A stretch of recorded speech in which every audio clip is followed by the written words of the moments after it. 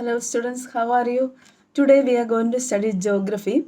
Previous class also we studied geography 6th lesson. I didn't give you note. After finishing this chapter also, I give you notes. Okay. After finishing this lesson, 7th lesson, then we can study politics. Okay. So take your test, geography 7th lesson, page number 47. Okay. Human environment, settlement, transport, and communication. Because I take this geography because uh, third midterm exam we need 2 lessons from geography, politics, and history. That is why I take after finishing this lesson, then we can start politics or history. Okay, that is why I take geography also. Then 7th lesson, human environment, settlement, transport, and communication. In chapter 1, you have learned that early human beings depend entirely on nature for food, clothing, and shelter, but with time they learn new skills to grow food, build homes, and develop better means of transport and communication. In this way, they modified the environment where they live. In the first lesson onwards, we studied environment. Early human beings lived in caves and big trees, and they entirely lived or depend on nature for food, clothing, and other things. And also after that, then gradually they learn new skills and to grow food, and also they built homes and they settled there, and also they develop better means of transport and communication. In this way, human beings bigger or early human beings um, study or modify their environment. Settlements are places where people built their homes. One question answer, what is settlement? Settlements are places where people built their homes. Early human beings lived in trees and in caves. I tell you, early human beings lived or they hunt animals and they gather fruits, nuts, and they lived in caves. When they started to grow crops, it became necessary to have a permanent home. Last year we studied this, how human beings live or built permanent homes, because after vanishing food items or crops in an area, they grow different types of crops and also water it. Then they settled near these farms. Okay, in this way, human beings settled or lived near the rivers. The settlements grew near the river valleys as water was available and land was fertile. Okay, early human beings lived near the river valleys because water was essential for their survival, and also fish is an important food item. That is why they lived near the river valleys.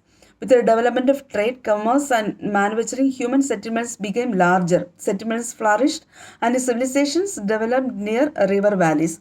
After that, human beings settled in one place or near the river valleys. They different civilizations flourished near the river valleys. Do you recall the names of civilizations that grew along the banks of river Indus, Tigris, Nile, and Huanghe? Have you heard about these rivers?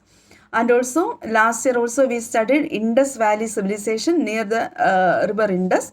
Then Tigris, Euphrates, Tigris rivers. On the banks of these rivers, on big civilization was flourished. That Mesopotamian civilization. Have you heard about this Mesopotamian civilization on the banks of the river Euphrates, Tigris?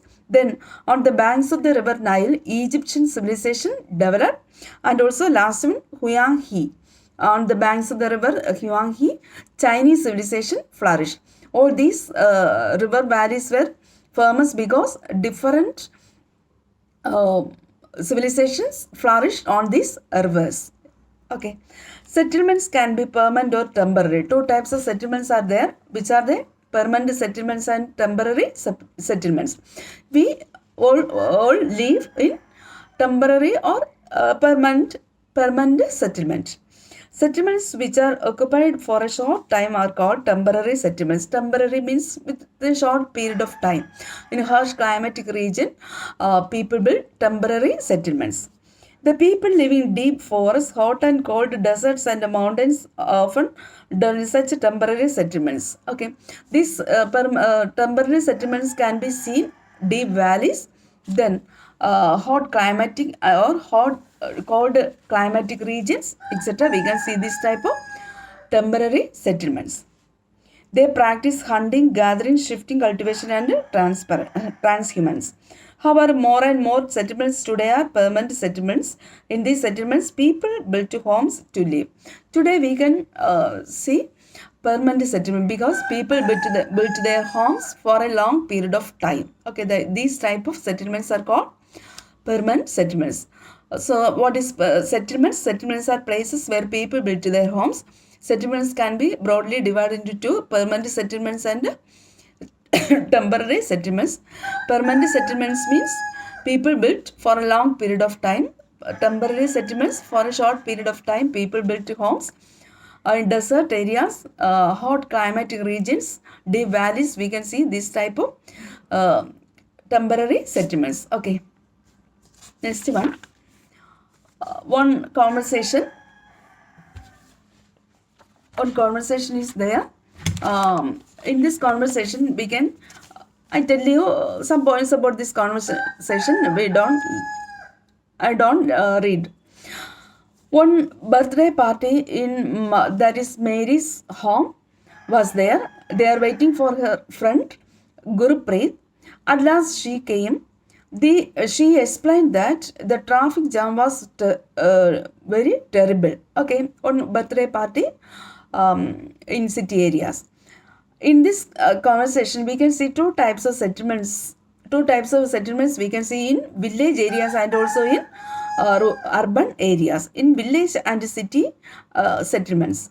In cities, people are very busy because people from different parts came to cities for better job facilities, better educational facilities, and also better health facilities. That is why people are very busy in city areas, and also the air is also polluted, traffic jam, etc. In village areas, this type of traffic jams and other things did not seen. Okay, so this is the conversation between Mary, her mother, and also Gurpreet, her father, etc. From the above conversation, we can identify two different pictures of settlements, the rural and the urban settlements. Rural settlements and also in urban settlements. Rural means village, urban means city areas. The villages are rural settlements where people are engaged in activities like agriculture, fishing, forestry, crafts work, and trading, etc. In village areas, we can see these type of people, that agriculture people. Most of the people in village areas do agriculture and also fishing. Then other types of forestry, crafts work, other persons we can see in village areas. Rural settlements can be compact or scattered. Scattered means we cannot see everywhere. Some places only. A compact settlement is a closely built areas of dwellings wherever the flat land is available. Where the flat land is available, these compact settlements we can see in rural areas. In a scattered settlements, dwellings are sparse over an extensive area, a large area. Only one or two or very few settlements we can see these scattered settlements. This type of settlements is mostly found in hilly tracts, thick forests, and regions of extreme climate. These scattered settlements we can see in hilly areas because people do not like to live in hilly areas or harsh climatic region, and also forest areas. People do not like to live because there is no facilities for them. That is why these scattered settlements we can see in these areas. In rural areas, people built houses to suit their environment. Rural areas also, people build their homes to suit environment. In regions of heavy rainfall, they have slanting roofs. Heavy rainfall areas, they built homes like slanting roof type of houses we can see. Places where water accumulates in the rainy season, the houses are constructed on a raised platform or stilts. In right side picture is there, we can identify in water areas these type of settlements we can see. Then in scattered areas we can see where forest areas, harsh climate region, scattered settlements are there. Then thick mud walled houses with thatched roofs are very common in areas of hot climate region. Mud wall houses we can see, because very hot climate region they did not build terrace building, otherwise very hot, that is why. Local materials like stones, mud, clay, straw, etc. are used to construct houses in uh, hot climatic regions.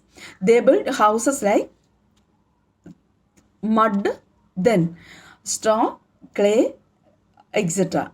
Okay. The towns are smaller and the cities are larger urban settlements. In urban areas, the people are engaged in manufacturing, trading, and services. So, in city areas, different factories, manufacturing centers, we can see. That is why people go there and work there. But in village areas, people are engaged in agriculture, forestry, then peasants, etc. Okay. Name some of the villages, towns, and cities of our state. Our state, Kerala state, important village, Amburi, Vellada, like that. Then towns, Kattakada, Neyatikara, like that. Cities, Trivandrum, Kollam, Ernakulam, like that. Okay. So, these type of settlements in city areas and in village areas, different types of settlements we can see. So, we studied this much only. What is settlement? Two types of settlements. Okay. Next one, transport. Complete you read, otherwise you can't understand anything. Then transport, second one. Transport is the means by which people and goods move. Transporting facilities in our city, village areas also we can see this different types of transporting facilities. In the early days, it took a large deal of time to travel long distances. In ancient time, people did not have this today's transporting facilities. They walk or other mode of transporting facilities are used. People had to walk and use animals to carry their goods. Inventions of the wheel made transport easier. With the passage of time, different means of transport developed, but even today, people use animals for transport. Gradually, or now, different types of transporting facilities are there. Two-wheeler, then four-wheeler, three-wheeler, like that. Different types of vehicles are there. But people also use different animals for using vehicles, okay, in different parts of the world. In our country, donkeys, mules, bullocks, and camels are common. These are not used for transporting facilities also. In the Andes Mountains of South America, llamas are used as the yaks in Tibet. In Tibet, yaks are used for transport, and in Andes mountain ranges of South America, llamas are used. The early traders from other countries used to take several months to reach India. They took either the sea route or in the land route. Aeroplanes have made travel faster. Now it takes only 6 to 8 hours to travel from India to Europe. Modern means of transport thus saves time and energy. So in ancient time, people used different types of animals for transporting facilities. That is why they reach several days. But now aeroplanes are common and people use this modern means of transport. That is why they save energy and time. Okay. The four major means of transport are roadways, railways, waterways, and airways. Four means of transporting facilities in India. Roadways, the most commonly used means of transport, especially for short distances, are roads. Roadways, we use In our village also different types of roads are there. We use this type of transporting facilities. They can be metalled and unmetalled, metalled road and unmetalled road. The plains have a dense network of roads. Plains means plain areas. Okay, have dense network. Forest areas or mountain regions uh, did not have roadways because building is very difficult.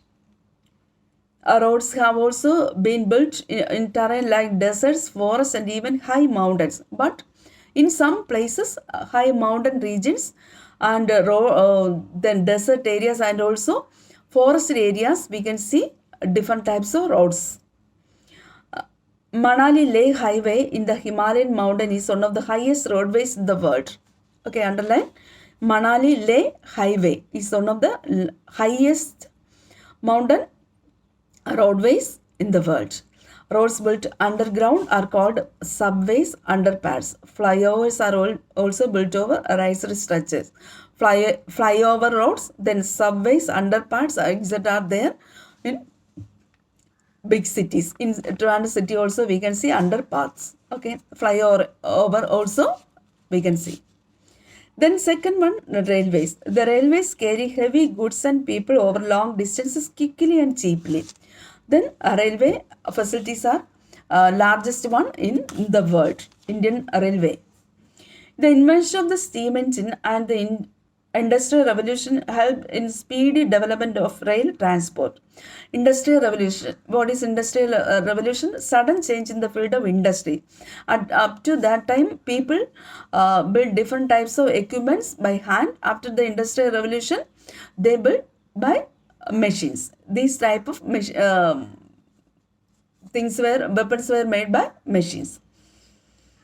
The speedy development of rail transport, diesel and electric engines have largely replaced the steam engines. First, steam engine were there, but after diesel and electric engines have largely were replaced by this steam engine. In places, superfast trains have been introduced to make the journey faster. Superfast train. The railway network is well developed over the plain areas. In plain areas also, like the roadways, in railways also, plain areas have a large network of large and developed network in plain areas. Advanced technological skills have enabled laying of railway line in difficult mountain terrain also. But these are much fewer in number. Indian railway network is well developed. It is the largest in Asia. But in mountain regions also, in some parts of the country, mountain regions also built, but very few. Indian railway is the largest in Asia. And also, Indian railway is well developed and it is also large in Asia continent. Okay, so we studied roadways and railways, metalled road and unmetalled roadways, then subways, underpaths, and also flyovers. Then railway.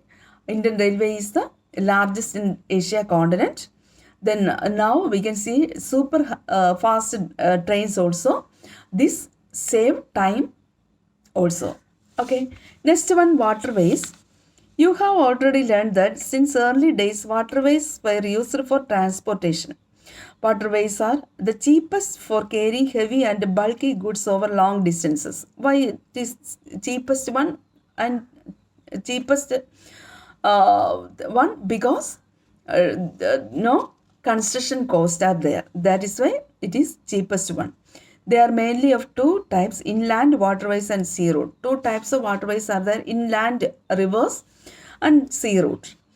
Navigable rivers and lakes are used in inland as inland waterways. Some of the important inland waterways are the Ganga Brahmaputra river system, the Great Lakes of North America, and the river Nile in Africa. These are very big inland waterways.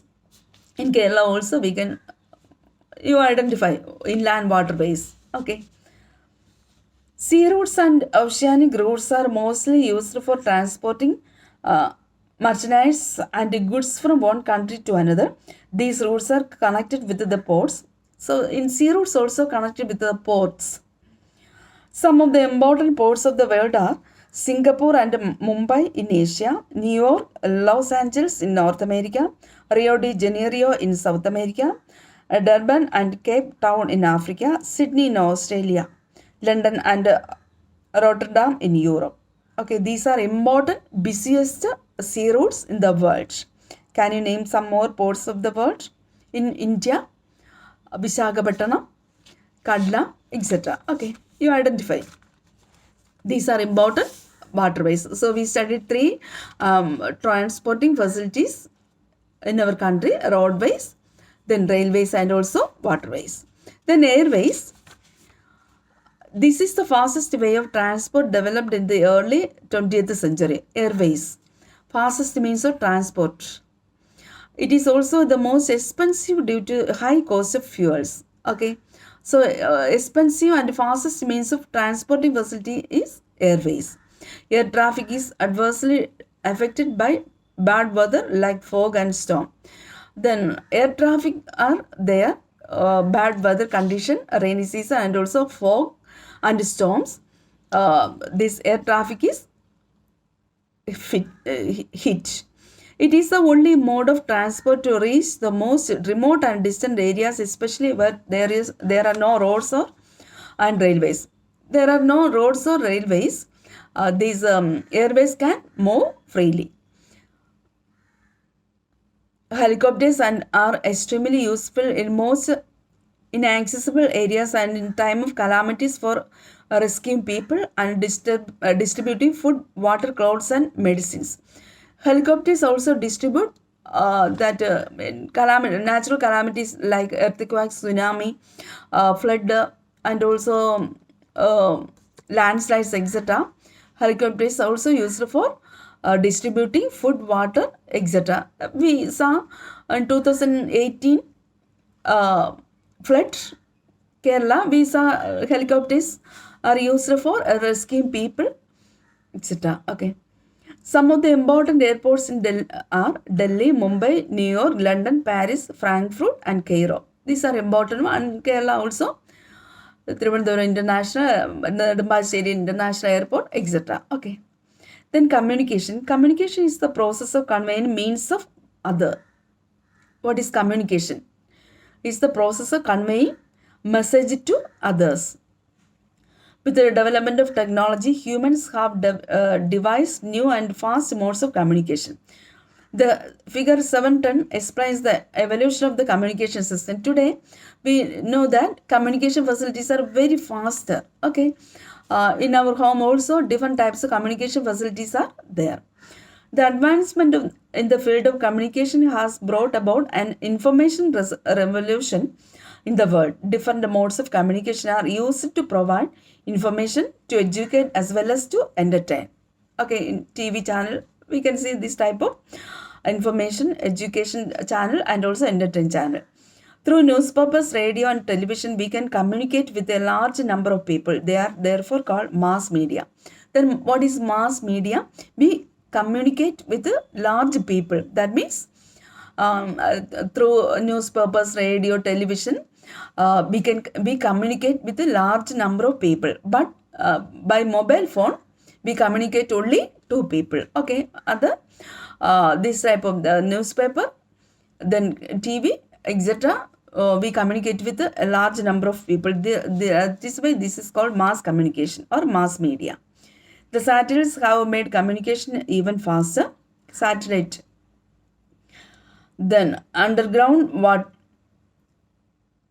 faster. Satellites have helped into oil exploration,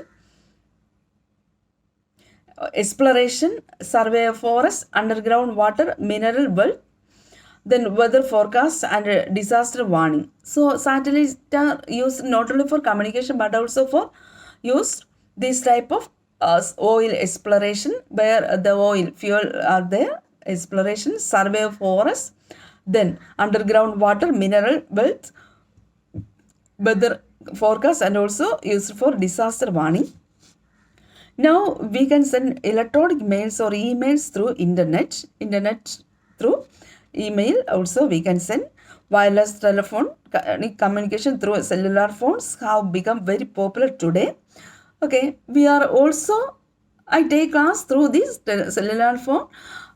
That is why today's communication facilities very progressive. Internet not only provides us with the worldwide information and interaction, but have also made our lives more comfortable. Our lives also comfortable through this internet facilities. How bad and good things are there. So we have internet connection, then we can communicate with the anywhere in the world. Now we can reserve tickets for railways, airways, and even cinemas and hotels sitting at home. Okay, these are the important facilities in internet. With this kind of interconnectivity of people, services, and institutions across the world, we are a large global society. The global society, that means we can see that people, we are a large global society. That means our earth is close to us. Why? Because all the facilities are we can see within second. Okay, പണ്ട് കാലങ്ങളിൽ ഒരു message അയക്കണമെങ്കിൽ ഇത്രയും ദിവസം കഴിഞ്ഞിട്ടായിരിക്കും കിട്ടുന്നത്. ഇന്നാണെങ്കിൽ within second we can conveys message to in any part of the country. Okay, so our portion finish ആയിട്ടുണ്ട്, lesson finish ആയിട്ടുണ്ട്. ക്വസ്റ്റ്യൻ ആൻസർ ഇന്ന് ടീച്ചർ ഇതിനോടൊപ്പം തന്നെ അയക്കുന്നതായിരിക്കും. എന്ത് ഡൗട്ട് ഉണ്ടെങ്കിലും ചോദിക്കാം, വിളിക്കാം. Okay, thank U.